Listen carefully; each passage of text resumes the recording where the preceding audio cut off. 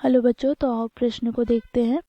America और Canada जैसे देशों में तापमान फ़ारेनहाइट में मापा जाता है, जबकि भारत जैसे देशों में तापमान सेल्सियस में मापा जाता है। यहाँ फ़ारेनहाइट को सेल्सियस में रूपांतरित करने वाला एक रैखिक समीकरण दिया गया है। F बराबर 9/5 गुनी C प्लस 32। यदि तापमान 30 डिग्री सेल्सियस है तो फ़ारेनहाइट में तापमान क्या होगा, यह हमें ज्ञात करना है। तो दिए गए प्रश्न की मुख्य अवधारणा की बात करें तो बच्चों यहाँ पर हम देखेंगे तापमान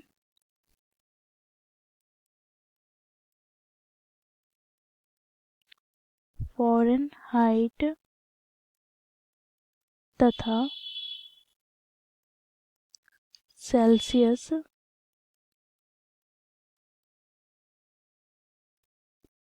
में संबंध। तो बच्चों देखो यहाँ पर F बराबर 9/5 गुनी C प्लस 32। तो यहाँ पर हम F की बात करें तो F यहाँ पर क्या है, तो तापमान फ़ारेनहाइट में। इसी प्रकार बच्चों यदि हम C की बात करें तो C यहाँ पर तापमान सेल्सियस में।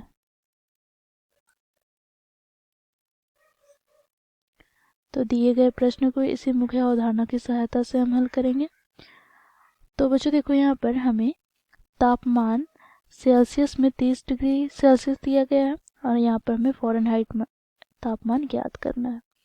तो यहाँ पर बच्चों सबसे पहले तो हम रैखिक समीकरण जो हमें तापमान फ़ारेनहाइट तथा सेल्सियस में संबंध बताते हैं उसे लिख लेंगे। तो F बराबर क्या है, तो 9/5 गुना C प्लस का 32।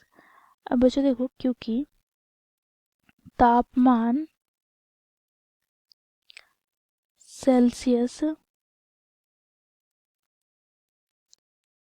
में अर्थात C में हमें क्या दे रखा है, तो यह दे रखा है बच्चों देखो 30 डिग्री सेल्सियस।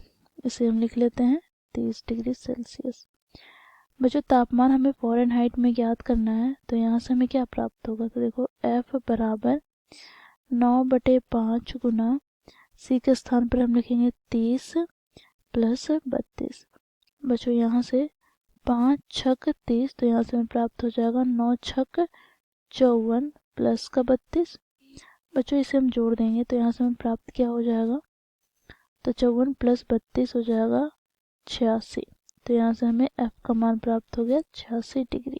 ठीक है, तो यहाँ पर हम लिखेंगे अतः तापमान फ़ारेनहाइट में 86 डिग्री फ़ारेनहाइट है। तो बच्चों ये हो जाएगा हमारा दिए गए प्रश्न का उत्तर। तो दिए गए प्रश्न को इस प्रकार हम लोगों ने मुख्य अवधारणा की सहायता से हल किया। आशा करती हूँ आप लोगों को यह प्रश्न समझ में आया होगा। धन्यवाद।